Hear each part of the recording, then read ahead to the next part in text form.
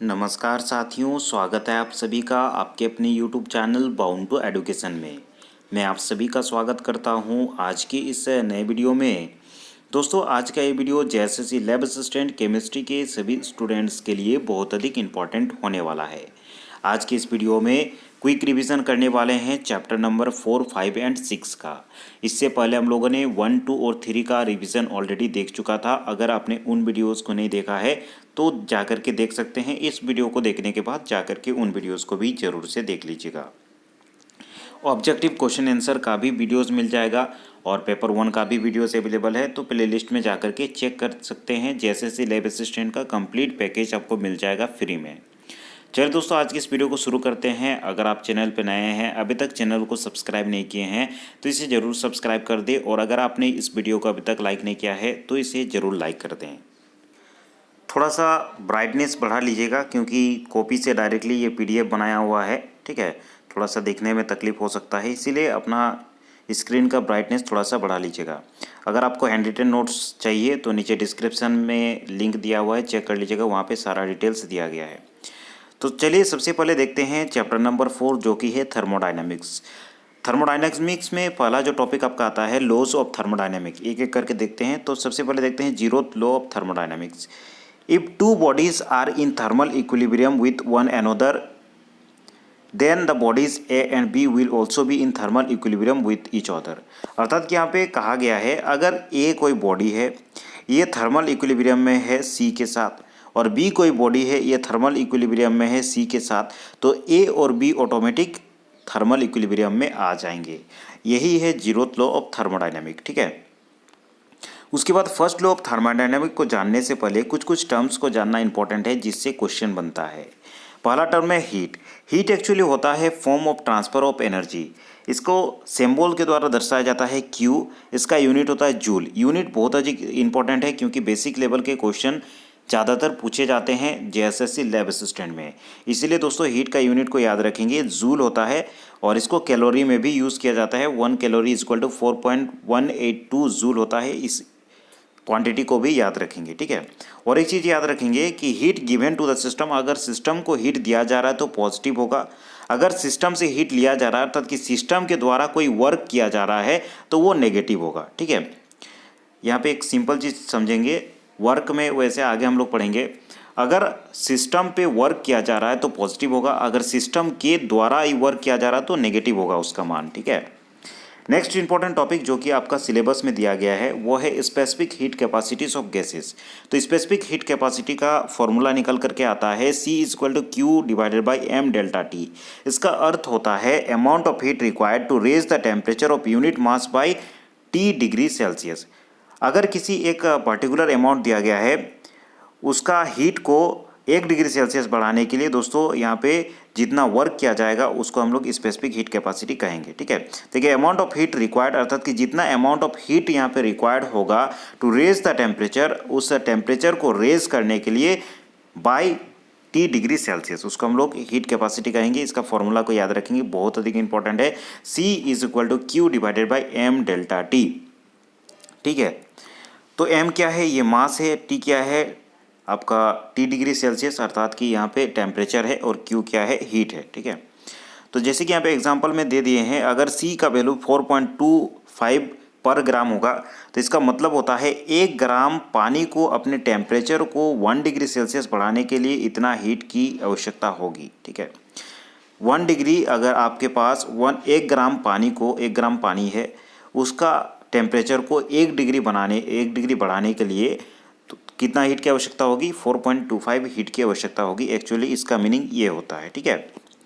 उसके बाद देखिए आइसोथर्मल प्रोसेस में टेम्परेचर जो है कांस्टेंट रहता है और ΔT=0 रहता है, ठीक है। एडियाबैटिक प्रोसेस में Q=0 रहता है अर्थात कि हीट एक्सचेंज यहाँ पे 0 रहता है। तो अगर आइसोथर्मल प्रोसेस लेते हैं जिसमें ΔT=0, तो ΔT का वैल्यू यहाँ पे अगर 0 हो जाएगा तो स्पेसिफिक हीट कैपेसिटी का जो वैल्यू है वो इन्फिनाइट हो जाएगा, ठीक है। नीचे 0 आ जाएगा मतलब ये इन्फिनाइट हो जाएगा, तो इसको याद रखेंगे, डायरेक्टली पूछा गया क्वेश्चन है। उसके बाद एडियाबैटिक प्रोसेस में Q का मान अगर 0 होता है तो यहाँ पे स्पेसिफिक हीट कैपेसिटी का वैल्यू ज़ीरो हो जाएगा। ठीक है, आइसोथर्मल प्रोसेस में याद रखना है इन्फिनाइट होगा, और एडियाबेटिक प्रोसेस में याद रखना है स्पेसिफिक हीट कैपेसिटी जो होगा वो ज़ीरो होगा। ठीक है, अब उसी को हम लोग एट कांस्टेंट वॉल्यूम में CV के फॉर्म में इसको लिख सकते हैं। CV is equal to Q divided by M delta T, इसको हम लोग लिख सकते हैं एट कांस्टेंट वॉल्यूम।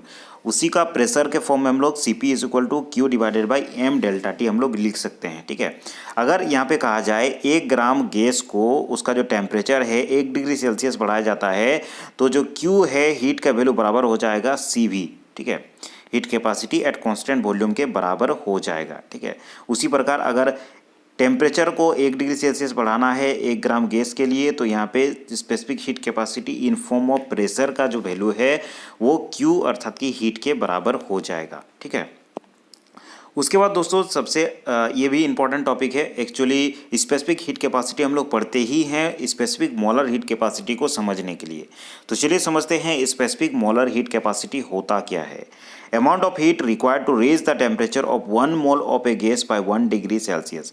तो यहाँ पे अमाउंट ऑफ हीट रिक्वायर्ड, जितना हीट रिक्वायर्ड होता है 1 मोल ऑफ गैस का टेम्परेचर को 1 डिग्री सेल्सियस बढ़ाने के लिए, उसको हम लोग कहते हैं मोलर हीट कैपेसिटी। ठीक है, मोलर स्पेसिफिक हीट कैपेसिटी इसको इस टाइप से भी लिखा जाता है। तो उसी को हम लोग लिख सकते हैं CV is equal to Q divided by N delta T। ठीक है, यहाँ पे देखिए केवल M के जगह में N आ गया है जिसको यूनिट मोल कहा जाता है। ठीक है, तो उससे संबंधित एक एग्जाम्पल दिया गया है, तो इसको देख सकते हैं, आसान सा एग्जाम्पल है। ठीक है, यहाँ पे कुछ कुछ रिलेशन दिया गया है, इसको याद रखना है। छोटे मोटे जो न्यूमेरिकल आएंगे उसको आप इससे हल कर पाएंगे, जैसे कि CP minus CV is equal to R होता है फॉर एनी गैस।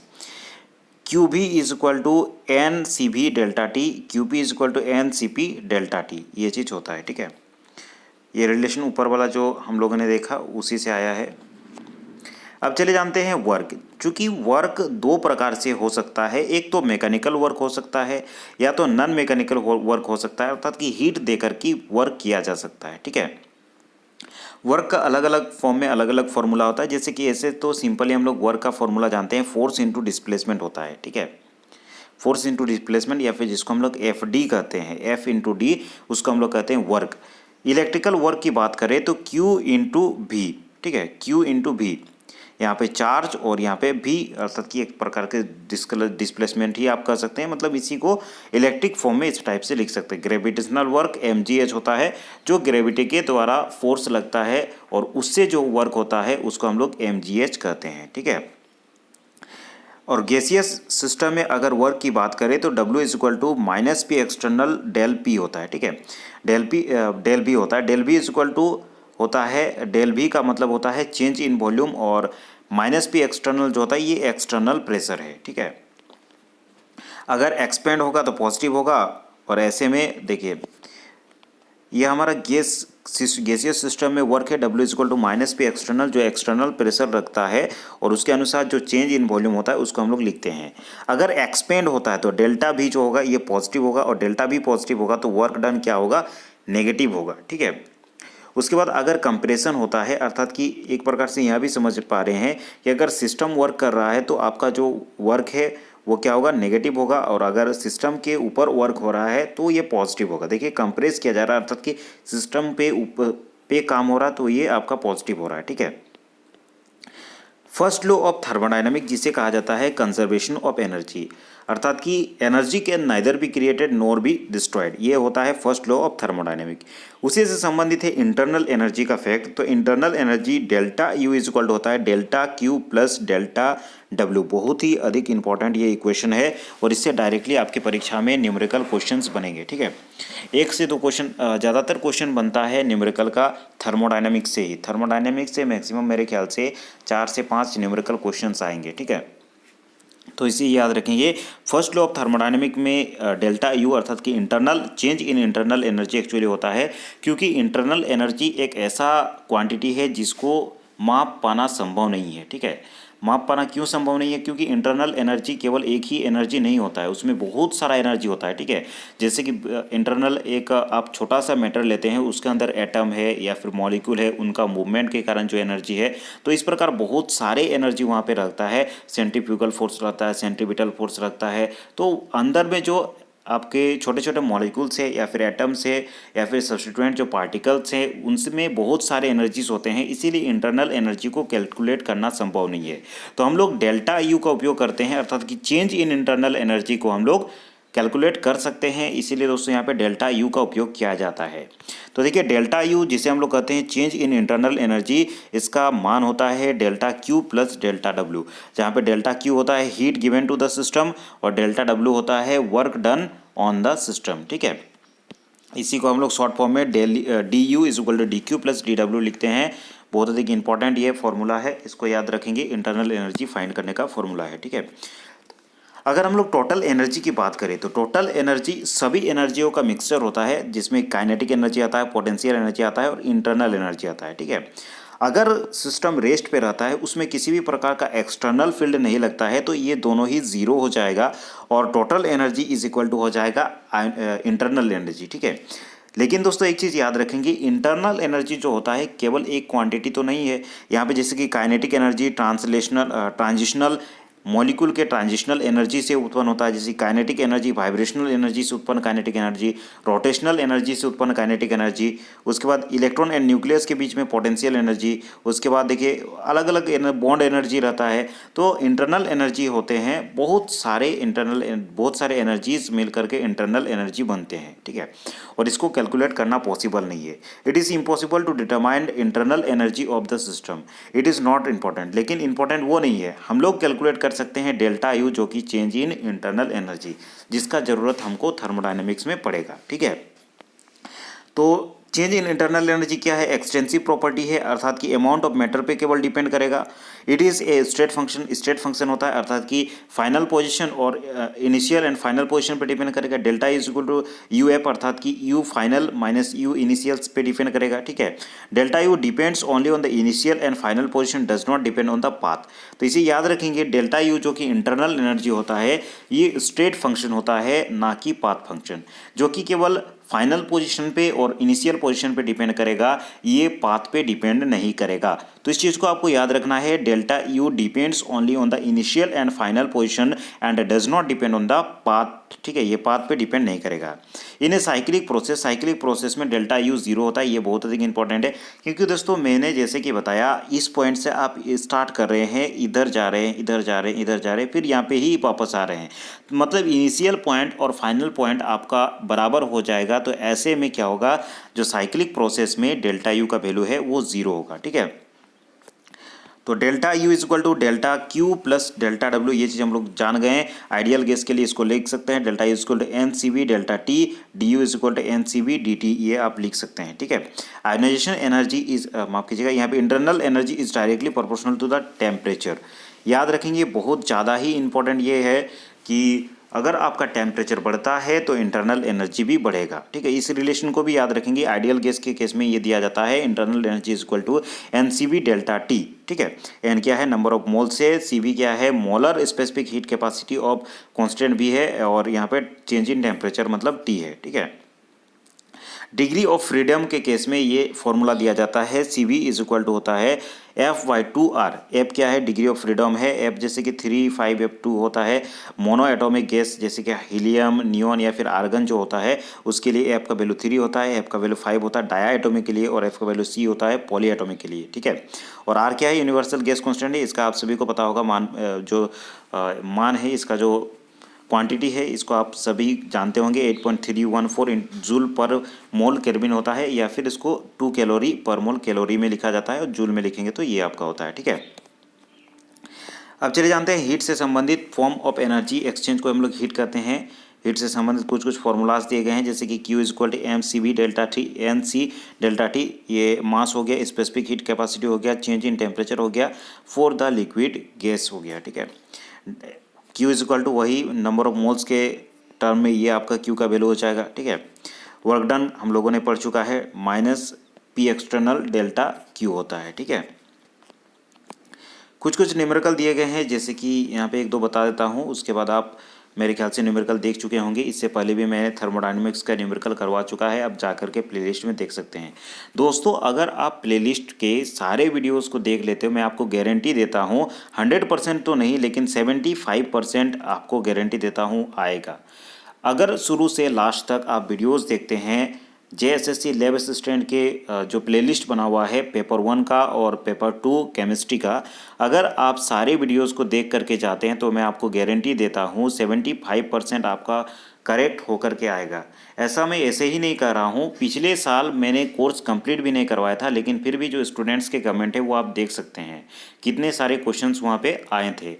सभी जैसे कि दूसरे कोई कोचिंग इंस्टीट्यूट या फिर दूसरे कहीं पे भी वो लोग पीजीटी के हिसाब से पढ़ा रहे हैं कि पीजीटी, क्योंकि पीजीटी और लैब असिस्टेंट दोनों का ही सिलेबस बराबर है, वे पीजीटी के हिसाब से बहुत सारे न्यूमेरिकल करवाए हैं। और जाकर के वहाँ पे देखिएगा कि न्यूमेरिकल ना के बराबर आता है। 150 क्वेश्चन में आपका 10 न्यूमेरिकल आएगा और जाकर के न्यूमेरिकल में आप माथा खा पा रहे हैं। ठीक है, 10 क्वेश्चन वो भी फॉर्मूला बेस्ड रहेगा। ठीक है, पीजीटी का लेवल अलग होता है और लैब असिस्टेंट का लेवल अलग होता है। ठीक है, और मैं जिस हिसाब से पढ़ाया हूँ लैब असिस्टेंट के लेवल में पढ़ाया हूँ। ठीक है, जो न्यूमेरिकल पीजीटी के लेवल पे भी करवाया हूँ। लेकिन दोस्तों अगर पहले के आप वीडियोस देखेंगे जिसमें लैब असिस्टेंट का ज़्यादातर मैंने पार्ट कवर करवाया है, वो बहुत ज़्यादा इंपॉर्टेंट है। वो आपका बेसिक क्लियर हो जाएगा जिससे पीजीटी में भी काम देगा, क्योंकि आपका बेसिक ही मजबूत नहीं रहेगा तो बाद में न्यूमेरिकल जान के क्या कीजिएगा। ठीक है, न्यूमेरिकल सॉल्व भी नहीं होगा। तो मैं आपको गारंटी देता हूँ अगर आप शुरू से लास्ट तक देखते हैं तो 75% आपका करेक्ट करके आएंगे एग्ज़ाम में। ठीक है, देखिए 500 कैलोरी यहाँ पे एक न्यूमेरिकल दिया गया है। 500 calorie of heat is given to the system and system 350 calorie work. यहाँ पे देखिए 500 कैलोरी हीट दिया गया है सिस्टम को और उसने कितना वर्क किया, 350 कैलोरी का वर्क किया। Calculate change in internal energy. तो change in internal energy delta U का हम लोग फॉर्मूला जानते हैं, delta Q plus delta W होता है। तो यहाँ पे 500 कैलोरी का हीट दिया गया है वहाँ पे, और सिस्टम कितना वर्क कर रहा है, इतना 350 कैलोरी का सिस्टम वर्क कर रहा है। तो सिस्टम वर्क कर रहा है मतलब नेगेटिव होगा, इस चीज़ को आपको ध्यान में रखना है। आपका जो आंसर आएगा delta U change in internal energy आपका आएगा प्लस 150 कैलोरी। ठीक है, यहाँ पे देखिए गैस के केस में पूछा गया एनसीपी डेल्टा टी। तो यहाँ पे जो फाइंड करने के लिए कहा गया, देखिए वो 0.5 mole of O2 is heated into 25 degree Celsius to इतना डिग्री सेल्सियस। ठीक है, तो यहाँ पे देखिए 0.5 मोल O2 को यहाँ पे हीट किया जा रहा है 25 डिग्री सेल्सियस से 125 डिग्री सेल्सियस तक एट कांस्टेंट प्रेशर, और यहाँ पे प्रेशर को कांस्टेंट रखा गया है। कैलकुलेट सीपी यहाँ पे कैलकुलेट करना है आपको। सीपी, अच्छा कैलकुलेटेड सीपी दे दिया गया है, सीपी दिया गया है 7 कैलोरी पर मोल। ठीक है, यहाँ पे आपको कैलकुलेट करना है क्यू हीट के कैलकुलेट करना है, डेल्टा यू की कैलकुलेट करना है और वर्क डन कैलकुलेट करना है। तो क्यू का फॉर्मूला अभी हम लोगों ने देखा गैस के केस में N C P delta T. ठीक है, अगर वॉल्यूम कांस्टेंट वॉल्यूम में पूछा जाता तो सी बी होता, यहाँ पे प्रेशर में पूछा गया है तो प्रेशर सी पी होगा। ठीक है, तो यहाँ पे दिया गया है एन का वैल्यू कितना दिया गया है 0.5 मोल दिया गया है, तो 0.5 मोल हूबहू जैसा है वैसे लिख देंगे। सीपी का वैल्यू जो दोस्तों यहाँ पे दिया गया है 7 कैलोरी, तो यहाँ पे 7 कैलोरी लिख देंगे। टेम्परेचर कितना है हम लोग का 25 डिग्री सेल्सियस से 125 डिग्री सेल्सियस होता है, मतलब ये 100 होता है, डेल्टा टी 100 होता है। ठीक है, डेल्टा टी माइनस कर देंगे। ठीक है, तो आपका 350 कैलोरी आएगा, प्लस में होगा, अर्थात कि सिस्टम को हीट दिया जा रहा है। ठीक है, प्लस में आएगा। ठीक है, उसके बाद डेल्टा यू, यहाँ पे देखिए क्यू का वैल्यू निकल गया, उसके बाद डेल्टा यू निकालेंगे। डेल्टा यू निकालने के लिए देखिए delta U is equal to N C B delta T. ठीक है, तो चूंकि यहाँ पे हम लोग को सी भी पता नहीं है तो सी भी सबसे पहले निकालना होगा। तो सी भी निकालने के लिए जो फ्रीडम वाला हम लोग लगाए थे, ठीक है, डिग्री ऑफ फ्रीडम वाला, तो उसको हम लोग लगाएंगे। जैसे कि F/2R, तो यहाँ पे F डिग्री ऑफ फ्रीडम 5 ले लेंगे, क्योंकि यहाँ पे O2 गैस है इसीलिए 5 ले लेंगे। उसके बाद R, तो इसको R को हम लोग 2 कैलोरी लेते हैं, कैलोरी में ले लेंगे तो सी भी यहाँ पे निकल जाएगा। फिर डेल्टा यू के फॉर्मूला में इसको बैठा देंगे, 0.5 मोल है, सी भी का वैल्यू हम लोग का 5 आया है, टेम्परेचर 100 है, तो 250 कैलोरी यहाँ पे इंटरनल एनर्जी होगा। ठीक है, वर्क डन इसी से निकालेंगे। इंटरनल एनर्जी हम लोग को पता चल गया, डेल्टा क्यू भी पता चल गया, डेल्टा डब्ल्यू भी पता चल गया। तो डेल्टा डब्ल्यू आपका यहाँ पे देखिए -100 कैलोरी सिस्टम वर्किंग होगा। ठीक है, सिस्टम इज वर्किंग। ठीक है, तो इस चीज़ को याद रखेंगे। यहाँ पे एक चीज़ याद रखेंगे, देखिए हीट सिस्टम को दिया गया है इतना, और हीट इतना देने के बाद सिस्टम वर्क किया है, इसीलिए दोस्तों सिस्टम का यहाँ पे माइनस आया है। ठीक है, सेकेंड लॉ ऑफ थर्मोडायनेमिक्स जानने से पहले कुछ लिमिटेशंस को जान लेते हैं फर्स्ट लॉ ऑफ थर्मोडायनेमिक्स से। फर्स्ट लॉ ऑफ थर्मोडायनेमिक्स में हम लोगों ने पढ़ा कि डेल्टा ई यूनिवर्स जो होता है वो 0 होता है, अर्थात कि यूनिवर्स में जो एनर्जी है आपका वो कांस्टेंट है। ना तो एनर्जी को आप बना सकते हैं, ना तो एनर्जी को आप नष्ट कर सकते हैं, केवल एनर्जी को एक फॉर्म से दूसरे फॉर्म में कन्वर्ट कर सकते हैं। ठीक है, केमिकल एनर्जी को मैकेनिकल एनर्जी में कन्वर्ट कर सकते हैं, पोटेंशियल एनर्जी को आप मैकेनिकल एनर्जी में कन्वर्ट कर सकते हैं, हीट एनर्जी को आप मैकेनिकल एनर्जी में कन्वर्ट कर सकते हैं, इलेक्ट्रिकल एनर्जी में कन्वर्ट कर सकते हैं। तो ये जो एनर्जी का कन्वर्जन है ये चीज़ कर सकते हैं, लेकिन जो यूनिवर्स में टोटल एनर्जी है वो कंजर्व है, अर्थात कि कांस्टेंट है, उसको चेंज नहीं किया जा सकता है। ऐसा फर्स्ट लॉ ऑफ थर्मोडायनामिक्स में कहा गया है। लेकिन दोस्तों इसमें कुछ कुछ लिमिटेशंस थे, जिन लिमिटेशंस को हमको जानना जरूरी है। ठीक है, पहला लिमिटेशंस आता है heat can flow from hot body to the cold body. उन्होंने कहा कि हीट जो है वो केवल हॉट बॉडी और हॉट बॉडी से कोल्ड बॉडी की तरफ ही फ्लो कर सकता है, but not from cold body to hot body. लेकिन कोल्ड बॉडी से हॉट बॉडी की ओर ये मूव नहीं कर सकता है, जो कि एक लिमिटेशन था। ठीक है, फिजिबिलिटी ऑफ ए प्रोसेस या फिर स्पॉन्टेनिटी का कोई भी यहाँ पे डिस्कशन नहीं किया गया था। The natural spontaneous process irreversible, कभी कभी देखिए नेचुरल स्पॉन्टेनियस प्रोसेस भी इरिवर्सिबल होता है, तो इसका भी डिस्कशन नहीं किया गया था। और उन्होंने कहा था कि 100% एफिशिएंट एनर्जी बनाना संभव है, लेकिन दोस्तों अभी तक 100% एफिशिएंट इंजन संभव नहीं हो पाया है। ठीक है, कुछ ना कुछ हीट इधर उधर लॉस हो ही जाता है। 100% एफिशिएंट इंजन अभी तक बनाया नहीं जा सका है। ठीक है, अगर 100% एफिशिएंट इंजन बनाया जाना संभव होता तो दोस्तों एक भी जो एनर्जी आपका वेस्ट होता है वो वेस्ट कभी नहीं होता। भले आप एलपीजी यूज़ करें, गैस, कोयला कुछ भी यूज़ करें, या फिर आप डीजल इंजन यूज़ करें, पेट्रोल इंजन यूज़ करें, कुछ ना कुछ आपका वेस्ट ज़रूर होता है। ठीक है, तो 100% एफिशिएंट इंजन अभी तक बनाया नहीं जा पाया है, लेकिन फर्स्ट लॉ ने कहा कि ये संभव है, लेकिन ये चीज़ अभी तक नहीं हो पाया। ठीक है, अब चलिए कुछ कुछ सेकेंड लॉ को पढ़ने से पहले कुछ कुछ जानते हैं process. Spontaneous process, spontaneous process होता क्या है? Any process which has a tendency to occur, any process जो टेंडेंसी होता है बाई इटसेल्फ, मतलब खुद ब खुद चलते रहेगा, उस प्रोसेस को हम लोग स्पॉन्टेनियस का प्रोसेस कहते हैं। मतलब किसी भी प्रकार कोई बल या फिर कोई भी हीट उट देने की आवश्यकता नहीं है।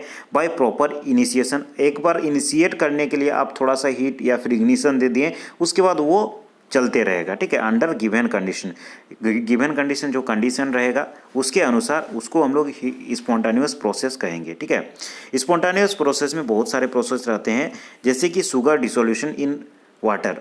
जैसे कि शुगर को आप वाटर में डिसॉल्व कर देंगे तो वो घुल जाएगा। ठीक है, अगर नहीं भी घुलेगा, एक्चुअली घुलने का घुल जाएगा, लेकिन थोड़ा सा आप इनिशिएशन कर देंगे, थोड़ा सा शुरू में घोल देंगे, उसके बाद आपको देखना नहीं होगा, वो ऑटोमेटिक घुल जाएगा। सॉल्ट डिसोल्यूशन, जैसे कि सेम सॉल्ट का भी डिसोल्यूशन मिलता है। इवापोरेशन ऑफ लेक, जैसे कि लेक में इवापोरेशन आपको देखने को मिलता है गर्मी के मौसम में, वो ऑटोमेटिक होता है, नन वो स्पॉन्टेनियस है। ठीक है, उसके बाद मेल्टिंग ऑफ आइस, आइस को रख दीजिएगा, वो ऑटोमेटिक मेल्ट होता है, उसको मेल्ट करने के लिए कोई भी हीट वूट देने की आवश्यकता नहीं है। तो ऐसे प्रोसेस को हम लोग स्पॉन्टेनियस प्रोसेस कहते हैं। ठीक है, केमिकल अगर रिएक्शन की बात करें तो जैसे कि H2 और O2 का आप जलाते हैं, थोड़ा सा इलेक्ट्रिक दे देते हैं, तो वो हुदकना, वो अपने आप जलता है, और यहाँ पे H2O एक वेपर के रूप में H2O निकल जाता है। ठीक है, जैसे कि कार्बन का यहाँ पे इग्निशन थोड़ा सा दे देते हैं, वो CO2 बन करके CO2 आपका गैस वहाँ से निकलता है। ठीक है, नॉन स्पॉन्टेनियस प्रोसेस, अर्थात कि ऐसा प्रोसेस जो कि अपने आप में नहीं हो सकता है। ठीक है, उसको आपको बार बार चलाते रहना होगा, बार बार ढकेलते रहना होगा, तब वो चीज़ प्रोसेस चलेगा। ठीक है, it does not occur on its own, अपने आप नहीं हो सकता है। Even after proper initiation, proper initiation देने के बाद भी वो अपने आप नहीं हो सकता है। ठीक है, जैसे कि एक एग्जांपल ले लीजिए, जैसे कि आपका फ्रिज। ठीक है, फ्रिज को जब तक इलेक्ट्रिसिटी मिल रहा है तब तक वो ठंडा रखेगा, फिर जी इलेक्ट्रिसिटी ख़त्म, मतलब वो फिर से अंदर में गर्म होना शुरू हो जाएगा। ठीक है, जब तक अंदर गेट लगा हुआ है थोड़ा देर तक रहेगा ठंडा, फिर जैसे ही आप गेट ओपन करेंगे तो सारा जो ठंडा है वो ख़त्म हो जाएगा। अर्थात कि ऐसा प्रोसेस उसमें ज़बरदस्ती का ठंडा करवाया जा रहा है। ठीक है, रूम टेम्परेचर जो है अलग टेम्परेचर है, 25-30 डिग्री सेल्सियस है, चलिए रूम टेम्परेचर, लेकिन उससे आप 0 डिग्री सेल्सियस पर ला रहे हैं, मतलब इलेक्ट्रिसिटी दे रहे हैं, वहाँ इलेक्ट्रिसिटी के द्वारा वहाँ पे ज़बरदस्ती काम करवा रहे हैं, तब दोस्तों वो बार बार वहाँ पे इलेक्ट्रिसिटी देना पड़ता है, तब वो जा कर के ठंडा रहता है। ठीक है, तो इसीलिए वो जो प्रोसेस हो जाएगा नॉन स्पॉन्टेनियस प्रोसेस हो जाएगा। ठीक है, देखिए example, heat flow from body at lower temperature to higher temperature, water can not flow from lower to higher, जैसे कि वाटर लो सरफेस से हाई सरफेस की ओर फॉलो नहीं हो सकता है। ठीक है, हालांकि पाइप में टुल्लू पंप लगा करके आप उसको ऊपर तरफ भेज सकते हैं। ठीक है, जैसे कि आप ज़मीन का नीचे का पानी आप सबमर्सिबल सेल लगा करके अपने टंकी में उठाते हैं, तो वो क्या है, हीट दिया जा रहा है इलेक्ट्रिसिटी के द्वारा, वो पंप आपका फेंक रहा है ऊपर तरफ, तो वो चीज़ क्या कर रहा है, नॉन स्पॉन्टानियस वर्क है, अर्थात कि वो लगातार उस पंप को पानी को फेंकना पड़ रहा है। ठीक है, जैसे ही इलेक्ट्रिसिटी ऑफ, पानी को फेंकना बंद। ठीक है, तो वो चीज़ है आपका नॉन स्पॉन्टानियस का एग्जाम्पल। ठीक है, अब चलिए सेकेंड लॉ थर्मोडायनेमिक्स है उससे समझते हैं। सेकेंड लॉ ऑफ थर्मोडायनेमिक में 4 आपको मेनली क्राइटेरिया पढ़ने होंगे, और इसी से संबंधित थर्मोडायनेमिक का सेकेंड लॉ है। एक्चुअली परफेक्टली कोई थर्मोडायनेमिक्स का सेकेंड लॉ होता नहीं है, फिर भी मैं इसका एक डेफिनेशन बाद में दे दूंगा। इसमें हम लोग को अलग अलग चीज़ों को पढ़ना होता है कि कौन सा प्रोसेस स्पॉन्टानियस है, कौन सा स्पॉन्टानियस है, उससे संबंधित ये रहता है। ठीक है, जैसे कि enthalpy of change delta H, उसके बाद entropy change delta S, Gibbs free energy पढ़ेंगे, उसके बाद criteria to decide spontaneous. Actually second law of thermodynamics जो है, इसको हम लोग क्राइटेरिया टू स्पॉन्टानियस मतलब डिसाइड स्पॉन्टानियस, आखिर स्पॉन्टानियस प्रोसेस कौन सा होगा, कौन सा प्रोसेस स्पॉन्टानियस नहीं होगा, इसको डिसाइड करने के लिए कुछ कुछ फैक्टर का यूज़ किया जाता है, जिसको हम लोग सेकेंड लॉ ऑफ थर्मोडायनेमिक्स कहते हैं। एक्चुअली यही मीनिंग होता है। ठीक है, और इस क्राइटेरिया में आते हैं इंथैल्पी चेंज, एंट्रोपी चेंज और गिब्स फ्री एनर्जी, मेनली आपको अपने सिलेबस में पढ़ना है। ठीक है, तो देखिए क्राइटेरिया आप किस प्रकार से आप जानेंगे कि कौन सा प्रोसेस स्पॉन्टानियस है या फिर कौन सा स्पॉन्टानियस नहीं है, उसके लिए क्राइटेरिया है tendency to lower its energy, अर्थात कि एक टेंडेंसी होता है अपना एनर्जी को लूज करने का, मतलब लोअर करने का। ठीक है, प्रोसेस जैसे कि energy of the system decreases spontaneous, energy जब किसी सिस्टम का एनर्जी डिक्रीज करता है तो वो प्रोसेस क्या हो जाएगा, स्पॉन्टानियस प्रोसेस होगा। ठीक है, जैसे कि ए से कोई बी बन रहा है प्लस एनर्जी रिलीज हो रहा है, अर्थात कि डेल्टा एच जब नेगेटिव हो रहा है, तो ऐसे में आपको समझ जाना है कि वो प्रोसेस क्या होगा, स्पॉन्टानियस प्रोसेस होगा। और चूंकि यहाँ पे एनर्जी रिलीज हो रहा है तो एंडोथर्मिक रिएक्शन होगा। ठीक है, तो ये आपका स्पॉन्टेनियस रिएक्शन होगा। ठीक है, माफ कीजिएगा, इसमें जो एनर्जी जब रिलीज होगा उसको एक्सोथर्मिक रिएक्शन कहेंगे, और ऐसे में हीट वर्क होगा। लेकिन अगर एंडोथर्मिक होगा, उसमें हीट पॉजिटिव होगा, ऐसे में वो स्पॉन्टेनियस नहीं होगा। इस चीज़ को याद रखना है। ठीक है, सिंपल से याद रखना है कि पहला क्राइटेरिया दिया गया है कि किसी प्रोसेस में जब सिस्टम का एनर्जी डिक्रीज करता है तो हम लोग जानेंगे कि वो प्रोसेस क्या है, स्पॉन्टानियस प्रोसेस है। इसमें किस प्रकार से क्वेश्चन आएंगे, इसमें डायरेक्टली क्वेश्चन आएंगे कि आपका कोई सिस्टम के द्वारा आपका हीट जो है रिलीज़ किया जाता है या फिर एनर्जी रिलीज़ किया जाता है, तो वो किस प्रकार का प्रोसेस है, तो वो स्पॉन्टानियस प्रोसेस है। ठीक है, अब चलिए नेक्स्ट जो पॉइंट है उसको देखते हैं, tendency to acquire maximum randomness. और एक चीज़ याद रखेंगे दोस्तों, रैंडमनेस बहुत ज़्यादा इंपॉर्टेंट फैक्टर है, और थर्मोडायनेमिक्स में बिना रैंडमनेस के आप कुछ पढ़ ही नहीं सकते हैं। ठीक है, इसको कहा जाता है डेल्टा एस, एंट्रोपी। ठीक है, एंट्रोपी का मतलब ही होता है ये एंट्रोपी ही होता है एक्चुअली, इसको मेजरमेंट ऑफ रैंडमनेस कहा जाता है। आप अगर अपने नेचर में इधर उधर नज़र दौड़ाएंगे तो आपको रेंडमनेस ज़्यादातर देखने को मिलेगा, अरेंज्ड चीज़ें नहीं देखने को मिलेगा। ठीक है, जो भी अरेंज्ड चीज़ें होते हैं वो रेंडमनेस की ओर जाने का प्रयास करते हैं। ठीक है, अर्थात कि अनअरेंज्ड वे में जाने का प्रयास करते हैं, क्योंकि रेंडम जो अरेंज्ड चीज़ें हैं उसका जो प्रोबेबिलिटी है बहुत ही कम प्रोबेबिलिटी है, जबकि जो रैंडम चीज़ें हैं अर्थात कि इधर उधर बिखरा हुआ चीज़ें हैं उसका प्रोबेबिलिटी ज़्यादा है, क्योंकि बिखरा हुआ का बहुत ज़्यादा प्रोबेबिलिटी है, वो किसी को कहीं भी फेंक दीजिए वो बिखरा हुआ ही रहेगा। मान लेते हैं आप 10 कॉइन लेते हैं, क्या प्रोबेबिलिटी रहेगा कि 10 कॉइन को आप फेंकते हैं वो एक ही लाइन में आएगा, उसका प्रोबेबिलिटी क्या है, बहुत कम प्रोबेबिलिटी है, या फिर ना के बराबर प्रोबेबिलिटी है। जबकि रेंडमनेस का प्रोबेबिलिटी ज़्यादा है, आप अगर 10 कॉइन को फेंक देते हैं वो जहाँ तहाँ गिरेगा। ठीक है, तो वो रेंडमनेस होगा। तो इसी प्रकार नेचर में जो भी चीज़ें हैं, जैसे कि पानी को क्या पानी तो ऐसे भी नहीं रहेगा, पानी का नेचर नहीं रहता है रैंडम रहने का, वो जिधर उसको जगह मिलेगा उधर से वो गुजरता है। ठीक है,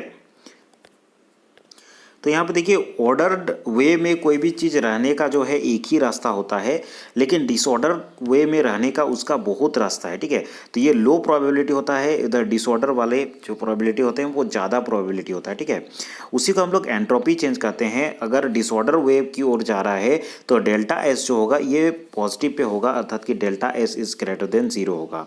और डेल्टा एस का measurement S F, S final और एस इनिशियल से होता है। एंट्रोपी जो होता है ये मेजरमेंट ऑफ रैंडमनेस होता है। ठीक है, एंट्रोपी एक्चुअली होता है मेजरमेंट ऑफ रैंडमनेस। ठीक है, देखिए इन स्पॉन्टानियस प्रोसेस हम लोग तब कहेंगे जब रेंडमनेस उसका इंक्रीज करेगा, अर्थात कि डेल्टा एस अगर 0 से ज़्यादा होगा तो हम लोग जानेंगे कि वो कैसा प्रोसेस है, स्पॉन्टानियस प्रोसेस है। अगर डेल्टा एस कम होगा 0 से तो वो नॉन स्पॉन्टानियस प्रोसेस है। नॉन स्पॉन्टानियस प्रोसेस अर्थात कि रेंडमनेस घटेगा, अर्थात कि अरेंजमेंट ज़्यादा होगा तो इसमें एस जो है घटेगा और डेल्टा एस का वैल्यू जो है 0 से कम होगा। वैसे में हम लोग को समझ जाना है कि वो नॉन स्पॉन्टानियस प्रोसेस है। आखिर ये हम लोग कर क्यों रहे हैं, रेंडमनेस क्यों कर रहे हैं, क्योंकि हम लोग को सेकेंड लॉ में कहा गया है कि कौन सा स्पॉन्टानियस प्रोसेस है कौन सा नॉन स्पॉन्टानियस प्रोसेस है, उसको हमको फाइंड करना है। और उसी को फाइंड करने का अलग अलग यहाँ पे फैक्टर देख रहे हैं, जिसमें हम लोग क्राइटेरिया देखें, जिसमें एनर्जी डिक्रीज करता है उसको हम लोग स्पॉन्टानियस प्रोसेस कहेंगे, और रैंडमनेस जहाँ पे इंक्रीज करेगा उसको हम लोग स्पॉन्टानियस प्रोसेस करेंगे। ठीक है। उसके बाद आता है गिब्स फ्री एनर्जी, अर्थात कि change in Gibbs free energy भी इसको कहा जाता है। डेल्टा जी का वैल्यू नेगेटिव होगा, मतलब उसको useful work to the system होगा। डेल्टा जी दिया जाता है, delta G is equal to delta H minus T delta S. ये बहुत अधिक इंपॉर्टेंट एक इक्वेशन है और इससे बहुत सारे क्वेश्चंस बनते हैं, तो इसको याद रखेंगे। ठीक है। देखिए उसी का मैंने सेकेंड लॉ ऑफ थर्मोडाइनमिक्स यहाँ पे लिख दिया है, अगर आपको याद रखना है तो याद रख सकते हैं। The second law of thermodynamics states that, जो सेकेंड लॉ होता है वो यहाँ पे कहता है only spontaneously occurring process will always lead to the escalation in the entropy, अर्थात कि स्पॉन्टानियसली जो प्रोसेस होंगे वही केवल यहाँ पे एंट्रोपी बनाएंगे। ठीक है, of the universe. In simple words the law explains that an isolated system entropy will never decrease over time. ठीक है, तो वही चीज़ कहा गया है कि स्पॉन्टेनियसली जो आपका प्रोसेस होते हैं वही leads to the escalation to the entropy, entropy को बढ़ाएगा। ठीक है। Free energy variation with temperature and pressure, यहाँ पे कुछ कुछ रिलेशन दिए गए हैं जिनका आप लोग यूज़ करते हैं और न्यूमेरिकल में हम लोगों ने देखा भी है। डेल्टा जी का देखिए वैल्यू होता है N R T L N P2 divided by P1। ठीक है, इसी को हम लोग वॉल्यूम के फॉर्म में V1 डिवाइडेड बाई V2 लिख सकते हैं। इसका हम लोग बहुत सारे उपयोग इसका देखे हैं। ठीक है। गिब्स हेमोल्ड इक्वेशन एक इसको याद रखेंगे, delta G is equal to delta H plus T delta G divided by delta T. ठीक है, इसको याद रखना है। उसी का यहाँ पे एक्सप्लेनेशन लिखा गया है। Entropy as a state function यहाँ पे दिया गया। देखिए रेंडमनेस ऑफ द सिस्टम बढ़ेगा, delta S is equal to Q divided by T भी लिखा जाता है। Delta S is equal to Q reversible delta, ये अलग अलग फॉर्मूला है डेल्टा एस का, तो इन सबको देख सकते हैं। Entropy change for a reversible process, देखिए entropy change for the reversible process zero होता है, क्योंकि यहाँ से अच्छा उसका फॉर्मूला दिया गया delta S system is equal to Q reversible divided by T. देखिए सिस्टम है और सराउंडिंग ये है, सिस्टम के द्वारा काम हो रहा है, तो यहाँ पे सराउंडिंग देखिए माइनस क्यू रिवर्सिबल हो जाएगा, सिस्टम प्लस सराउंडिंग हो जाएगा और यहाँ पे ज़ीरो होगा। ठीक है, तो टोटल एनर्जी ज़ीरो होगा, क्योंकि जो एनर्जी है वो स्टेट फंक्शन है, यहाँ से घूम करके यहाँ आएगा फिर से, तो वहाँ पे ज़ीरो हो जाएगा। ठीक है, तो Q reversible minus Q reversible T is equal to zero होता है, टोटल एंट्रोपी ज़ीरो होता है। ठीक है। अगर इरिवर्सिबल प्रोसेस ले तो इरिवर्सिबल प्रोसेस में आपका आता है देखिए सिस्टम प्लस सराउंडिंग आता है, और इसका जो डब्लू रिवर्सिबल होगा, W reversible work done by reversible is greater than work done by irreversible होगा, और delta E is equal to Q reversible minus Q W reversible होगा। और इसी का देखिए इरिवर्सिबल प्रोसेस के लिए delta system minus delta surrounding is greater than zero होगा। ठीक है, इसको डिटेल से एक बार देख लीजिएगा तभी आपको समझ में आएगा, ऐसे में तो ऊपर ऊपर समझ पार कर देने से नहीं होगा। डिटेल से मेरे ख्याल से मैंने पढ़ा दिया है, प्रीवियस वीडियो सब में देख लीजिएगा। ये एक डेरिवेशन है, इसमें आपको सिंपल से याद रखना है डेल्टा सिस्टम जो होगा, टोटल एनर्जी जो होगा वो ज़ीरो होता है रिवर्सिबल प्रोसेस में, और यहाँ पे डेल्टा सिस्टम मतलब माइनस डेल्टा सराउंडिंग जो होता है वो ग्रेटर देन जीरो होता है। ठीक है, हेज लो एक चीज़ याद रखेंगे, हेज लो से क्वेश्चन आता है। देखिए delta H1 plus delta H2 is equal to delta H होता है, इस चीज़ को हेज लो में केवल यही चीज़ याद रखना है, हेज लो में, और इसी से क्वेश्चन आएगा। Delta H1 plus delta H2 is equal to delta H. ठीक है, यही चीज़ याद रखना है आपको। जैसे कि एक यहाँ पे एग्जांपल दिया गया है, सी कार्बन का इग्निशन यहाँ पे हो रहा है O2 के प्रेजेंस में, तो CO बन रहा है, तो delta H is equal to negative होगा, और CO हाफ O2 के साथ रिएक्ट कर रहा है तो CO2 बना रहा है, तो delta H is equal to minus Y होगा। Find heat of the reaction, heat यहाँ पे फाइंड करना है, तो डेल्टा H1 डेल्टा H2 को केवल आपको प्लस कर देना है। ठीक है,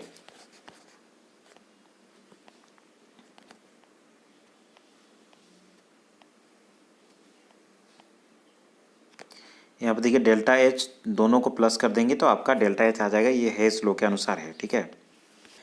अब चलिए केमिकल काइनेटिक्स का जो इंपॉर्टेंट चीज़ है उसको देखते हैं। चैप्टर नंबर 5 पे हम लोग आ गए हैं, ठीक है।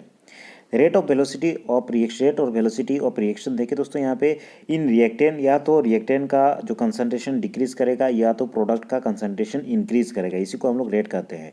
और रेट को हम लोग दर्शा सकते हैं, rate is equal to minus D C by D T, अर्थात कि negative sign shows that the concentration of the reactant decreases. Reactant के फॉर्म में हम लोग रेट को minus D C by D T दर्शा सकते हैं, जहाँ पे रिएक्टेंट का जो कंसंट्रेशन है वो घट रहा है। या फिर इसी को प्रोडक्ट के फॉर्म में D X by D T लिख सकते हैं, जहाँ पे पॉजिटिव इसलिए हो रहा है क्योंकि यहाँ पे प्रोडक्ट का कंसंट्रेशन इंक्रीज कर रहा है, ठीक है। रेट का याद रखेंगे यूनिट क्या होता है, कंसंट्रेशन बाय टाइम होता है रेट। एक्चुअली रेट जो होता है ये कंसंट्रेशन या तो घट रहा है या तो बढ़ रहा है, जो भी हो, ऊपर में कंसंट्रेशन आएगा, नीचे टाइम आएगा। तो कंसंट्रेशन का होता है मोल पर लीटर, टाइम का होता है टाइम। तो इसका जो यूनिट हो जाएगा मोल पर लीटर पर टाइम, ये आपका आंसर आ जाएगा मोल पर लीटर पर टाइम, ठीक है। हियर टाइम इनवर्स में भी second inverse, time inverse, hours inverse और ईयर इनवर्स, ठीक है। उसके बाद देखिए ग्राफ एक दर्शाया गया है। अगर आप कंसंट्रेशन को रिएक्टेंट के टर्म में दर्शाते हैं तो इसका जो कंसंट्रेशन है वो डिक्रीज कर रहा है टाइम के साथ, जैसे जैसे टाइम बढ़ा कंसंट्रेशन डिक्रीज कर रहा है। तो minus D C by D T with respect to the reactant, और अगर with respect to the product का ग्राफ आप देखते हैं तो इस प्रकार D X by D T, अर्थात कि with respect to the product ये आपका कंसंट्रेशन बढ़ रहा है, D X by D T होगा, ठीक है।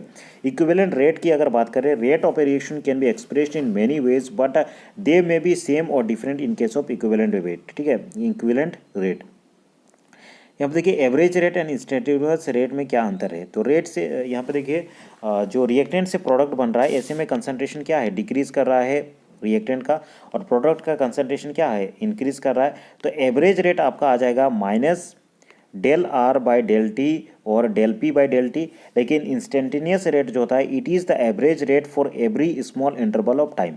अर्थात कि यहाँ पे देखिए स्मॉल इंटरवल ऑफ टाइम के लिए अगर हम लोग रेट फाइंड करते हैं उसको हम लोग इंस्टेंटेनियस रेट कहते हैं। तो इसमें डेल्टा टी का कोई वैल्यू लेंगे तो उसको हम लोग इस टाइप से दिखा सकते हैं, minus del T, T is equal to delta T is equal to zero time में। तो जितना भी टाइम में आपको चाहिए यहाँ पे टाइम लेंगे, अर्थात कि एक स्मॉल इंटरवल ऑफ टाइम में जब आप रेट निकालेंगे, रिएक्टेंट हो चाहे प्रोडक्ट के केस में हो, तो उसको हम लोग कहेंगे इंस्टेंटेनियस रेट, ठीक है। In chemical kinetics we use the instantaneous rate which is more important, ठीक है। केमिकल काइनेटिक्स में हम लोग सिंपल एवरेज रेट से इंस्टेंटेनियस रेट का ज़्यादा उपयोग करते हैं, क्योंकि हम लोग छोटे इंटरवल ऑफ टाइम के लिए यहाँ पे रेट निकालना होता है, ठीक है। अब देखते हैं factors affecting rate of the reaction, ये इंपॉर्टेंट है। फैक्टर ऑफ कंसंट्रेशन याद रखेंगे, concentration is directly proportional to the reactant, अर्थात कि जितना कंसंट्रेशन बढ़ेगा आपका रिएक्टेंट का जितना कंसंट्रेशन बढ़ेगा आपका रेट भी उतना ही बढ़ेगा। Effect of temperature, effect of temperature actually Arrhenius equation आगे आपको पढ़ना है, के is equal to A into E A by R T, ये चीज़ कहा जा सकता है। आरएनएस ने एक इक्वेशन दिया था K T plus 10 divided by K T, उन्होंने कहा था rate is generally doubled for 10 degree increase in temperature, ठीक है। फिर उन्होंने फाइनली एक इक्वेशन दिया K is equal to A into E minus E A by R T, जिसको आरएनएस इक्वेशन कहा जाता है, जिसको आपको पढ़ना है, इंपॉर्टेंट इक्वेशन है, ठीक है। उसके बाद कैटलिस्ट, कैटलिस्ट जो है ये रेट को इंक्रीज भी कर सकता है, डिक्रीज भी कर सकता है। फिजिकल स्टेट भी यहाँ पे डिपेंड करता है, जैसे कि ए सॉल्यूशन बी सॉल्यूशन है, प्रोडक्ट में रेट 1 मिल रहा है, ए गैस और गैस है, उसमें यहाँ पे रेट जो है वो R2 है। तो ऐसा दिखा गया कि R2 is greater then R1 because in gaseous state number of collision पर सेकेंड इज ग्रेटर, ठीक है। गैसियस स्टेट में कॉलिजन पर सेकेंड ग्रेटर होता है, जिसके कारण जो गैसियस सिस्टम है यहाँ पे आपको रिएक्शन देखने को मिल रहा है, उसका जो रेट है वो ज़्यादा होगा सॉल्यूशन अर्थात कि लिक्विड स्टेट में, ठीक है। सरफेस एरिया अगर बढ़ेगा तो भी यहाँ पे रेट इंक्रीज करता है। लॉ ऑफ मास एक्शन से रिलेटेड यहाँ पे जो क्वेश्चन है उसको देख सकते हैं, ये डेरिवेशन है, एक्चुअली डेरिवेशन को देख सकते हैं। रेट और रेट कांस्टेंट में क्या अंतर है देख लेते हैं। Rate depends on concentration of the reactant, concentration पे डिपेंड करता है, बट रेट कांस्टेंट के does not depend on the concentration, ठीक है। रेट का जो आपका यूनिट होता है ये हम लोगों ने देखा नीचे, ये कैसे दर्शाते हैं वो चीज़ देखा दिया गया है, वो चीज़ तो हम लोगों ने देख लिया। देखिए इसके यूनिट जो है मोल पर लीटर पर टाइम है, जबकि unit of rate constant is not same. Rate constant का यूनिट जो है रेट सेम नहीं होता है, फर्स्ट ऑर्डर के लिए अलग होता है, सेकेंड ऑर्डर के लिए अलग होता है, ठीक है। जैसे फर्स्ट ऑर्डर के लिए जो टाइम इनवर्स होता है, उसके बाद सेकेंड ऑर्डर के लिए लीटर पर मोल पर टाइम होता है। उसके बाद यहाँ पे कुछ कुछ डेरिवेशन दिए गए हैं, कुछ कुछ क्वेश्चंस दिए गए हैं। अब चलिए एक क्वेश्चन है, स्यूडो फर्स्ट ऑर्डर किसे कहा जाता है, इससे किस प्रकार क्वेश्चन बनता है। देखिए pseudo first order reaction is a reaction which is not really first order reaction. Actually pseudo first order reaction जो है वो रियली फर्स्ट ऑर्डर रिएक्शन नहीं होता है, लेकिन एक्चुअली उसको फर्स्ट ऑर्डर रिएक्शन की तरह बिहेव करता है, जिसके कारण उसको स्यूडो फर्स्ट ऑर्डर रिएक्शन कहते हैं। जैसे कि यहाँ पे एग्जांपल दिया गया है इन्वर्जन ऑफ केन शुगर। जैसे कि केन शुगर जो कि है सुक्रोज C12H22O11 प्लस H2O करते हैं, तो वहाँ पे सेलुलोज और फ्रुक्टोज हमें देखने को मिलता है। It is A pseudo first order reaction because H2 is taken in large concentration. H2O को लार्ज कंसंट्रेशन में लिया जाता है, इसलिए ये जो रिएक्शन है ये स्यूडो फर्स्ट ऑर्डर रिएक्शन होता है। ठीक है, अब चलिए फर्स्ट ऑर्डर रिएक्शन को देखते हैं, डेफिनेशन वगैरह आप देख लीजिएगा। फर्स्ट ऑर्डर रिएक्शन में जो रेट कांस्टेंट आता है उसका इंपॉर्टेंट है फॉर्मूला। देखिए रेट कांस्टेंट ये आता है K is equal to 2.303/T log 10 A divided by A minus x, ये आपका रेट कांस्टेंट आता है फर्स्ट ऑर्डर रिएक्शन के लिए। ठीक है, इसका अगर आप यूनिट फाइंड करना चाहेंगे तो यूनिट होता है टाइम इनवर्स। ठीक है, फर्स्ट ऑर्डर रिएक्शन का यूनिट इसका याद रखेंगे दोस्तों, टाइम इनवर्स इसका यूनिट होता है। ठीक है, टाइम इनवर्स में कोई भी कुछ भी हो सकता है, second inverse, minute inverse, hours inverse या फिर ईयर्स इनवर्स। उसके बाद हाफ लाइफ की अगर बात करें तो टी हाफ जो होता है फर्स्ट ऑर्डर रिएक्शन के लिए 0.693 डिवाइडेड बाई के, ये आपका टी हाफ होता है। बहुत अधिक इंपॉर्टेंट है, वेरी इंपॉर्टेंट, बहुत सारे क्वेश्चन इनसे बनते हैं। ठीक है, जीरो ऑर्डर रिएक्शन का रेट कांस्टेंट देखते हैं। फर्स्ट ऑर्डर रिएक्शन का अगर ग्राफ देखना चाहेंगे तो ये ग्राफ होता है इस टाइप सा। अगर यहाँ पे दर्शाया जाता है कि फर्स्ट ऑर्डर रिएक्शन का ग्राफ क्या होगा, तो ये आपका इस प्रकार का स्लोप होता है, टेन थीटा में स्लोप बनता है। ठीक है, फर्स्ट ऑर्डर रिएक्शन का और भी यहाँ पे ऐसे भी दर्शाया जाता है, time is equal 2.303 divided by के log 10 ए नॉट बाई ए। तो ए क्या है, इनिशियल कंसंट्रेशन है, ए नॉट क्या है, रिमेनिंग कंसंट्रेशन। वही ऊपर में जो हम लोगों ने बात किया वही चीज़ है एक्चुअली में। और इसको इस टाइप से एक्सपोनेंशियल फॉर्म भी इसका याद रखेंगे, A is equal to A naught e minus k T. बहुत अधिक इंपॉर्टेंट है, एक्चुअली ज़्यादातर ये क्वेश्चन बनता है, इसीलिए इसको मैंने ऐड कर दिया है। हाफ लाइफ की अगर बात करें तो 0.693 ये हम लोगों ने देख लिया। जीरो ऑर्डर रिएक्शन का रेट कांस्टेंट आपको बता दे रहा हूँ, ये आपका जीरो ऑर्डर रिएक्शन का रेट कांस्टेंट होता है K is equal to x by T. बहुत अधिक इंपॉर्टेंट है, बहुत बार मैंने इसको बताया भी है। ठीक है, K is equal to x by T, ये रेट कांस्टेंट होता है जीरो ऑर्डर रिएक्शन का। जीरो ऑर्डर रिएक्शन का हम लोग हाफ लाइफ देखते हैं। इसका यूनिट की बात करें तो यूनिट आपका होता है मोल पर लीटर। ठीक है, यूनिट कैसे निकाला जाता है, जैसे rate is equal to K reactant पे डिपेंड करेगा, तो K is equal to rate के बराबर हो जाएगा।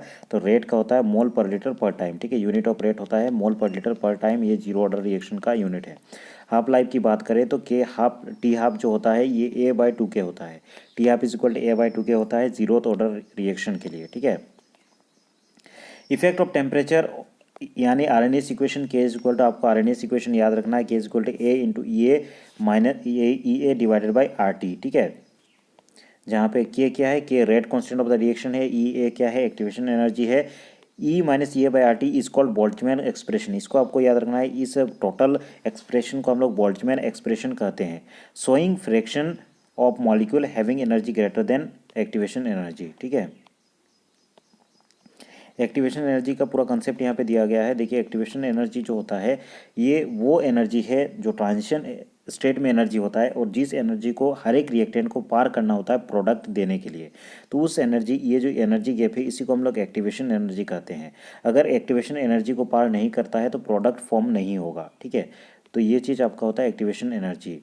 कैलकुलेशन ऑफ एक्टिवेशन एनर्जी हम लोग जो आरएनएस इक्वेशन है इसी से प्रोसीड करके एक्टिवेशन एनर्जी फाइंड कर सकते हैं। यहाँ पे देखिए एक्टिवेशन एनर्जी का एक्सप्रेशन आता है log 10 K2 by K1 is equal to e A. यहाँ पे देखिए ई ए आ गया, यही एक्टिवेशन एनर्जी है, तो इसको इधर उधर करके एक्टिवेशन आप निकाल सकते हैं। ठीक है, मॉलिकुलरिटी एक इंपॉर्टेंट टॉपिक आता है जो कि पढ़ना है, तो चलिए देखते हैं मॉलिकुलरिटी क्या है। ठीक है, Molecularity of a reaction is defined as the number of reactant particle, atoms, ions और molecules।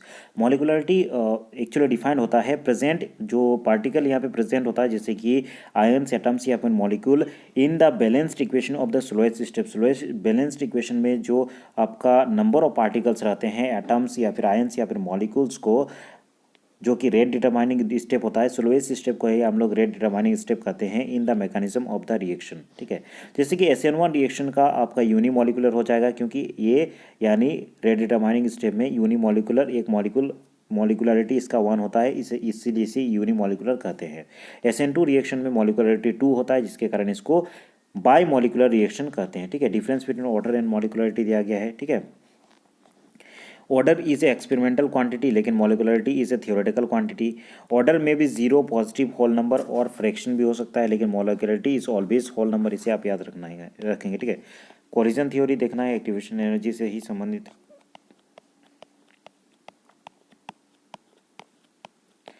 उसके बाद चलिए देखते हैं जो भी इम्पोर्टेंट टॉपिक्स है आपका सिलेबस में। देखिए rate expression second order reaction के लिए नीचे आ गया है। सेकेंड ऑर्डर रिएक्शन के लिए रेट एक्सप्रेशन याद रखेंगे, T is equal to 1/k 1/r minus 1/r naught, ठीक है। 1/r जो है concentration remaining at time T और कंसनट्रेशन एट टाइम टी 0, ठीक है। तो T is equal to 1/k 1/r minus 1/r naught, ये आपका एक्सप्रेशन है। इधर k चला जाएगा तो k का एक्सप्रेशन हो जाएगा। सेकेंड ऑर्डर के लिए ये एक्सप्रेशन है, ठीक है। इसका ग्राफ इस टाइप से होगा, इसको भी देख लेना है।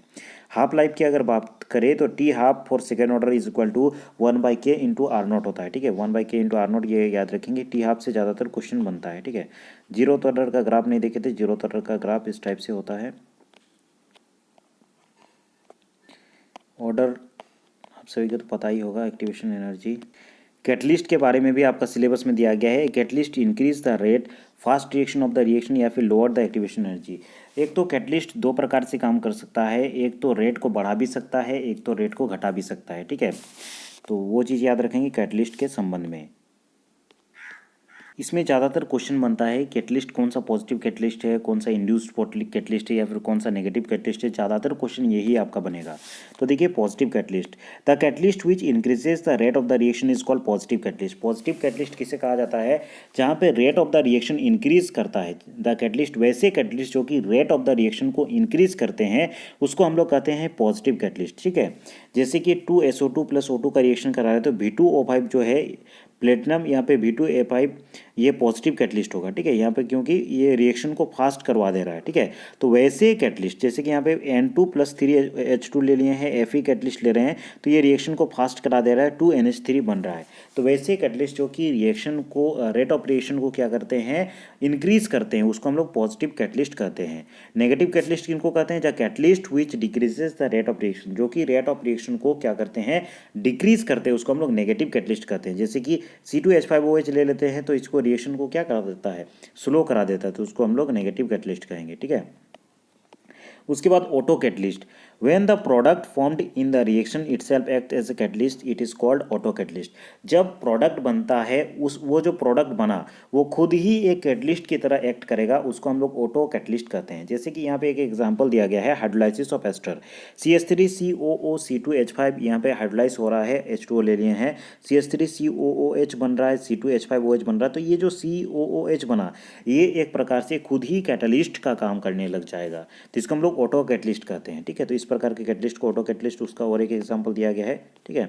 Induced catalyst, when A reactant while reacting catalysed other reaction, जो रिएक्टेंट यहाँ पे यूज़ हो रहे हैं वो अदर रिएक्शन को कैटलाइज करते हैं, उसको इंड्यूस्ड कैटलिस्ट कहते हैं, ठीक है। प्रोमोटर, जैसे कि यहाँ पे एग्जांपल दिया गया है, a substance which itself is not a catalyst but increases the activity of a catalyst.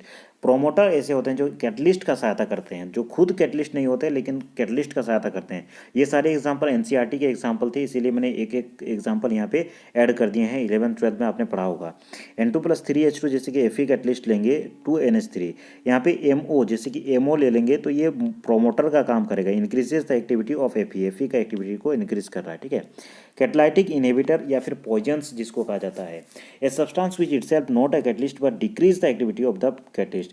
Poison catalyst या फिर इसको कैटलाइटिक इनहिबिटर कहा जाता है, अर्थात कि खुद कैटलिस्ट नहीं होता है लेकिन कैटलिस्ट का काम को रोकने का काम करेगा, ठीक है। जैसे कि रोजेनमंड रिएक्शन में आपने पढ़ा होगा, लिंडलर कैटलिस्ट यहाँ पे यूज़ किया जाता है प्लेटिनम, लेकिन BaSO4 and CaCO3 इसको लिया जाता है एक्ट एज ए पॉइजनर, अर्थात कि रेट ऑफ द रिएक्शन को घटा देता है, ठीक है।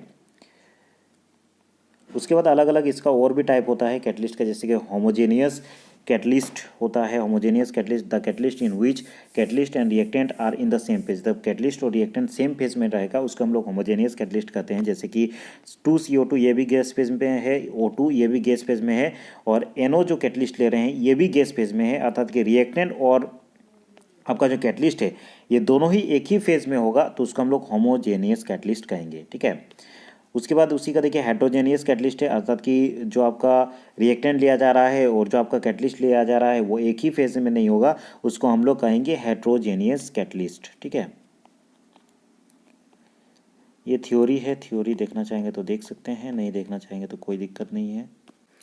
अब चलिए नेक्स्ट चैप्टर पे आते हैं, चैप्टर नंबर 6 इलेक्ट्रोकेमिस्ट्री। ठीक है, ये देखिए रिवीजन वाला पार्ट है, तो इसीलिए हम लोग तेज़ी से चल रहे हैं और इसका थ्योरी क्लास मैंने पहले ही कर दिया है। अगर आपको डिटेल में देखना है तो जा कर के देख सकते हैं। हालांकि जिनका टाइम है वो रिवीजन करते चले, कम से कम समझ में तो आएगा क्या क्या आपका सिलेबस में है। देखिए electronic conduction in electrolytic solution, ये आपका इलेक्ट्रोकेमिस्ट्री का पहला टॉपिक है। ठीक है, the ability of electrolytic solution is to allow the passage of electric current through them is known as electrolytic conductance. Actually जो इलेक्ट्रोलाइटिक सॉल्यूशन होते हैं, उस इलेक्ट्रोलाइटिक सॉल्यूशन में इलेक्ट्रिक करंट पास करने, अपने से पास होने देने का जो एबिलिटी है, उसी को हम लोग इलेक्ट्रॉनिक कंडक्शन कहते हैं। This ability is rendered by ions that are present in the solution due to the dissociation of the electrolytic। अर्थात यहाँ पे जो इलेक्ट्रिक करंट पास हो रहा है वो कैसे पास हो रहा है, तो यहाँ पे जो आयंस मौजूद हैं इलेक्ट्रोलाइटिक सॉल्यूशन में, उन्हीं आयंस के द्वारा ये इलेक्ट्रिक कंडक्शन पॉसिबल हो पा रहा है। ठीक है, जैसे कि KCl, NaCl, KNO3, ये सब यहाँ पे एक्वस मीडियम में इलेक्ट्रिसिटी को पास करने देते हैं, उन सब का एग्जाम्पल है। ठीक है, एक चीज़ याद रखेंगे, ये चीज़ बहुत अधिक इंपॉर्टेंट है, factors affecting electrolytic conductance. Electrolytic conduction को कौन कौन से फैक्टर्स इफेक्ट करते हैं। सबसे पहला फैक्टर है concentration of the ion. Concentration of the ion, जैसे कि electric conductance is directly proportional to the concentration, अर्थात कि जितना ज़्यादा कंसंट्रेशन बढ़ेगा इलेक्ट्रिक कंडक्शन उतना ज़्यादा बढ़ेगा। कंसंट्रेशन बढ़ाने पर ज़्यादा चार्ज कैरियर करेगा, इसीलिए जो दोस्तों यहाँ पे इलेक्ट्रिक कंडक्शन जो है वो ज़्यादा होगा। Nature of electrolyte, charge of dissociation, अर्थात कि चार्ज ऑफ डिसोसिएशन घटेगा, कंडक्टेंस भी घटेगा। यहाँ पे देखिए टेम्परेचर से भी डायरेक्टली प्रोपोर्शनल होता है, इसलिए टेम्परेचर बढ़ेगा तो इलेक्ट्रॉनिक कंडक्टेंस भी बढ़ेगा। तो इंपॉर्टेंट ये सब फैक्ट याद रखेंगे, कंसंट्रेशन बढ़ने से इलेक्ट्रिक कंडक्टेंस बढ़ता है, टेम्परेचर बढ़ने से इलेक्ट्रिक कंडक्शन घटता है, और नेचर ऑफ इलेक्ट्रोलाइट अर्थात डिग्री ऑफ डिसोसिएशन जितना कम होगा कंडक्टेंस भी उतना कम होगा। ठीक है, और कुछ टर्म्स है जिनसे न्यूमेरिकल भी बनता है और डायरेक्टली क्वेश्चन भी बनता है, उनको देखते हैं। सबसे पहला टर्म देखिए दोस्तों, रेजिस्टेंस। ठीक है, रेजिस्टेंस जो है, एक्चुअली रेजिस्टेंस आपका सिलेबस में नहीं है, कंडक्टेंस है, लेकिन कंडक्टेंस को जानने के लिए रेजिस्टेंस जानना जरूरी है। तो रेजिस्टेंस देखिए, R is directly proportional to L, अर्थात की लेंथ ऑफ द कंडक्टर, और R is direct inversely proportional to the A, अर्थात की क्रॉस सेक्शनल एरिया। दोनों का अगर हम लोग मिला लेते हैं तो R is directly proportional to L by A। तो R is equal to rho L by A, जहाँ पे रो है जो है रेजिस्टिविटी या फिर स्पेसिफिक रेजिस्टेंस कहा जाता है। अगर L is equal to 1 centimetre होता है और A इज इक्वल टू, अर्थात की cross sectional area is equal to 1 centimetre square होता है, तो R इज इक्वल टू आपका रो हो जाएगा। ठीक है, rho is when L is equal to 1 centimetre and A is equal to 1 centimetre square. Unit यहाँ पे याद रखेंगे, रो का यूनिट बहुत ज़्यादा पूछा जाता है, रेजिस्टेंस का यूनिट आप सभी को पता होता है ओम होगा, लेकिन जो रो का यूनिट है उसको कैसे निकालेंगे। देखिए rho is equal to R into A by L हो जाएगा। यहाँ पे इधर है रो, तो इधर L और A को भेज देंगे। ठीक है, तो यहाँ पे A बाई एल हो जाएगा। रेजिस्टेंस का आपका ओम होता है, एरिया का आपका सेंटीमीटर स्क्वायर होता है, मीटर स्क्वायर होता है, जो भी आप लीजिए। उसके बाद दोस्तों लेंथ का सेंटीमीटर होता है, तो यहाँ पे ओम सेंटीमीटर हो जाएगा। सेंटीमीटर 1 सेंटीमीटर कट जाएगा, तो rho is equal to ohm centimetre आपका यहाँ पे आंसर होगा। ठीक है, कंडक्टेंस की बात करें तो C is equal to 1/R होता है। ठीक है, अर्थात कि रेजिस्टेंस का अपोजिट आपका कंडक्टेंस होता है। यूनिट इसका ओम इनवर्स होता है, क्योंकि रेजिस्टेंस का आपका ओम होता है तो ओम इनवर्स यहाँ पे हो जाएगा आपका कंडक्टेंस का। ठीक है, रेजिस्टिविटी इन एन इलेक्ट्रोलाइट, तो यहाँ पे देख सकते हैं rho is equal to RA by L, ये चीज़ हम लोगों ने देख लिया है। तो स्पेसिफिक रेजिस्टेंस जो होता है उसको हम लोग रो को स्पेसिफिक रेजिस्टेंस कहते हैं।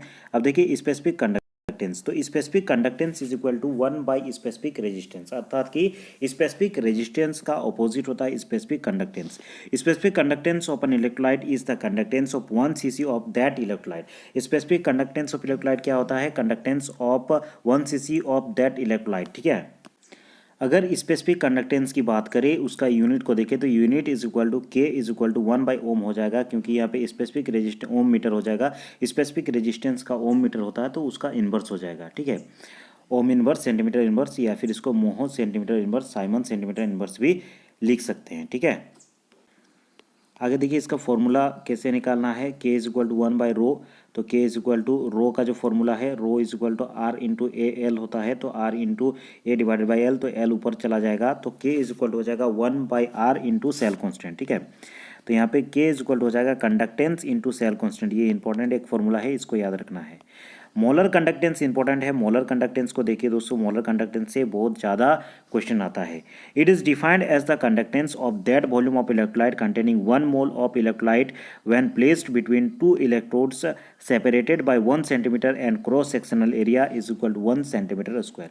It is defined as the conductance। इसमें कहा गया है कि मोलर कंडक्टेंस एक्चुअली उस इलेक्ट्रोलाइट का कंडक्टेंस होता है जिसमें 1 मोल ऑफ इलेक्ट्रोलाइट होता है प्लेस्ड बिटवीन 2 इलेक्ट्रोड्स, और उन इलेक्ट्रोड्स के बीच का जो डिस्टेंस होगा 1 centimetre and cross sectional area जो होगा 8 सेंटीमीटर स्क्वायर होगा, उसको हम लोग मोलर कंडक्टेंस कहेंगे, या फिर इसको डेल एम से भी दर्शाया जाता है। तो del M is equal to K into V कहेंगे। भी जो है volume which contains 1 mole of electrolyte. ठीक है, तो डेल एम, इसको हम लोग del M is equal to K into 1000 divided by M भी कर सकते हैं। इसको मोलारिटी के फॉर्म में हम लोग लिख सकते हैं।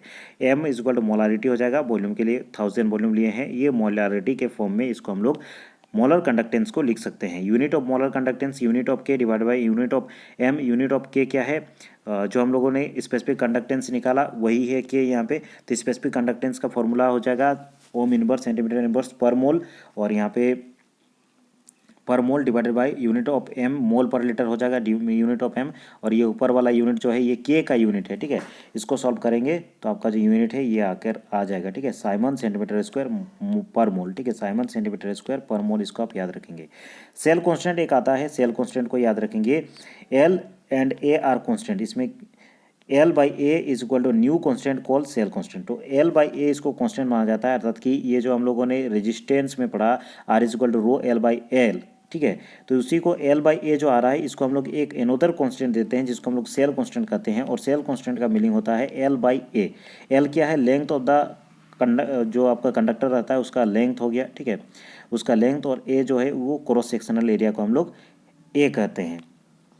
तो R is equal to rho into G, और यही जी जो है ये सेल कांस्टेंट है। सेल कांस्टेंट का वैल्यू हो जाएगा cell constant is equal to R by rho, मतलब रेजिस्टेंस डिवाइडेड बाय रेजिस्टिविटी। ठीक है, और स्पेसिफिक कंडक्टेंस के केस में हम लोग इस टाइप से कंडक्टेंस के केस में इस टाइप से लिख सकते हैं, delta G is equal to R into K, जो कि स्पेसिफिक कंडक्टेंस, क्योंकि specific conductance is equal to 1 by specific resistance होता है। ठीक है, तो ये सारे बहुत सारे एग्जाम्पल है।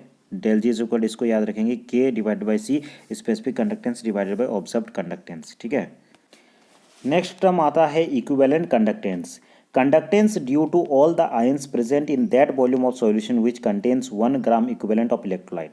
ठीक है, इक्विवेलेंट कंडक्टेंस कहते हैं कंडक्टेंस जिसके कारण उत्पन्न होता है due to present in all that volume of solution which contains 1 gram equivalent of electrolyte. जब 1 ग्राम इक्विवेलेंट ऑफ इलेक्ट्रोलाइट रहता है तो उसको हम लोग इक्विवेलेंट कंडक्टेंस कहते हैं। तो equivalent conductance is equal to K into V होता है, V is equal to volume contains 1 gram of the electrolyte. इसका भी फॉर्मूला सेम होता है, एक्चुअली यहाँ पे एन लिखते हैं इक्विवेलेंट के लिए। ठीक है, तो जो उसका इक्विवेलेंट केवल यहाँ पे आ जाएगा, और बाकी जो हम लोग ने आगे पढ़े सेम होंगे। ठीक है, तो इसमें न्यूमेरिकल बनता है, कुछ न्यूमेरिकल मैंने बता दिया है, वीडियो को पॉज करके आप देख सकते हैं। ठीक है, अब चलिए देखते हैं variation of specific conductance and molar conductance with dilution और कंसंट्रेशन। तो dilution is equal to 1 by concentration होता है, अर्थात कि कंसंट्रेशन का ऑपोजिट हम लोग डाइल्यूशन कहते हैं। डाइल्यूशन में जो होगा उसका विपरीत बात हम लोग कंसंट्रेशन में पढ़ते हैं। With increase in dilution, number of ions per cc decreases and hence specific conductance decreases। तो याद रखेंगे, जैसे ही आप डाइल्यूशन करेंगे, अर्थात कि जैसे ही आप सॉल्यूशन को, इलेक्ट्रोलाइटिक जो सॉल्यूशन है उसको डाइल्यूट करते जाएंगे, तो नंबर ऑफ आयंस पर सीसी आपका डिक्रीज करेगा, जिसके कारण जो स्पेसिफिक कंडक्टेंस है वो डिक्रीज करेगा। On the other hand with dilution number of ions with the whole solution increases, hence the molar conductance increases. तो सिंपल से यहाँ पे कंक्लूजन आता है, जैसे ही आप डाइल्यूशन करेंगे स्पेसिफिक कंडक्टेंस जो है ये स्पेसिफिक कंडक्टेंस क्या होगा, डिक्रीज करेगा, जबकि मोलर कंडक्टेंस आपका इंक्रीज करेगा। तो इन दोनों ही चीज़ों की याद रखेंगे, दोनों ही चीज़ों से क्वेश्चन बन सकता है कि डाइल्यूशन में स्पेसिफिक कंडक्टेंस का क्या यहाँ पे इफेक्ट पड़ता है, या फिर मोलर कंडक्टेंस पे क्या इफेक्ट पड़ता है। ये दोनों ही चीज़ बहुत अधिक इंपॉर्टेंट है। तो जैसे ही आप डाइल्यूशन करेंगे तो स्पेसिफिक कंडक्टेंस जो है ये डिक्रीज करेगा, जबकि मोलर कंडक्टेंस जो है इंक्रीज करेगा। इसका रीजन भी यहाँ पे दिया गया है, यहाँ पे देखिए जैसे डाइल्यूशन करेंगे आयंस पर सीसी क्या होगा, वो घटेगा, जिसके कारण स्पेसिफिक कंडक्टेंस भी घटेगा, जबकि पूरा सॉल्यूशन में कंटेनर में जितना आपका इलेक्ट्रोलाइट है होल सॉल्यूशन में आपका वहाँ पे आयंस इंक्रीज करेगा, जिसके कारण मोलर कंडक्टेंस जो है ये इंक्रीज करेगा। ठीक है, उसको ग्राफ में इस टाइप से दिखा सकते हैं, जैसे कि स्ट्रॉन्ग इलेक्ट्रोलाइट के केस में देखिए, स्ट्रॉन्ग और वीक इलेक्ट्रोलाइट के केस में यहाँ पे दिया गया है विद डाइल्यूशन और concentration for weak and strong electrolyte में क्या यहाँ पे फर्क पड़ता है। ठीक है, यहाँ पे डाइल्यूशन नीचे लिखा गया है और इधर मोलर कंडक्टेंस लिखा गया है। तो स्ट्रॉन्ग इलेक्ट्रोलाइट के केस में देखिए स्लोली ये डिक्रीज करेगा, स्ट्रॉन्ग इलेक्ट्रोलाइट में स्लोली इंक्रीज कर रहा है। ठीक है, और वीक इलेक्ट्रोलाइट में रैपिडली इंक्रीज करेगा। ठीक है, नीचे से ऊपर तरफ देखिए रैपिडली इंक्रीज कर रहा है और इधर स्लोली इंक्रीज कर रहा है। जबकि वही चीज़ इसका ऑपोजिट होता है, स्पेसिफिक कंडक्टेंस में मोलर कंडक्टेंस में बढ़ता है, स्पेसिफिक कंडक्टेंस में घटता है। ठीक है, Kohlrausch's law of independent migration of ion, इसको देखते हैं, ये इंपॉर्टेंट है, इससे छोटे मोटे न्यूमेरिकल बनते हैं, एकदम आसान है, प्लस माइनस कर दीजिएगा, प्लस करना रहता है एक्चुअली। देखिए लिमिटिंग मोलर कंडक्टेंस या फिर molar conductance at infinite dilution, with increase in dilution molar conductance gradually increases, इस चीज़ को हम लोगों ने पढ़ा, but after some time molar conductance become maximum and does not increase further. जैसे जैसे डाइल्यूशन करेंगे आप मोलर कंडक्टेंस जो है ग्रेजुअली इंक्रीज करेगा, लेकिन कुछ समय बाद जो है ये एक मैक्सिमम लिमिट तक पहुंच जाएगा, लेकिन उसके बाद ये फिर से इंक्रीज नहीं करेगा। ठीक है, because at infinite dilution electrolyte is completely dissolve, क्योंकि इलेक्ट्रोलाइट जो है ये कम्प्लीटली डिसॉल्व हो जाता है, उसके बाद वहाँ पे कुछ बचता ही नहीं है डिसॉल्व करने के लिए, इसलिए वो फर्दर इंक्रीज नहीं करेगा। कोलार्स लॉ एक्चुअली कहता है, Kohlrausch's law state that at infinite dilution में limiting molar conductance of an electrolyte is equal to the sum of the molar ionic conductance at infinite dilution, अर्थात कि इन्फिनिट डाइल्यूशन में जो electrolyte के infinite dilution में cation और anion का positive यहाँ पे होगा। ठीक है, तो यही चीज़ इंपॉर्टेंट है, आपका क्वेश्चन में कैटायन दिया रहता है, एनायन दिया रहता है, और कहा जाता है कि at infinite dilution find limiting molar conductance. ठीक है, तो यही है कोलर्स लॉ, इसमें इसको खाली प्लस कर देना है और आपका आंसर आ जाएगा।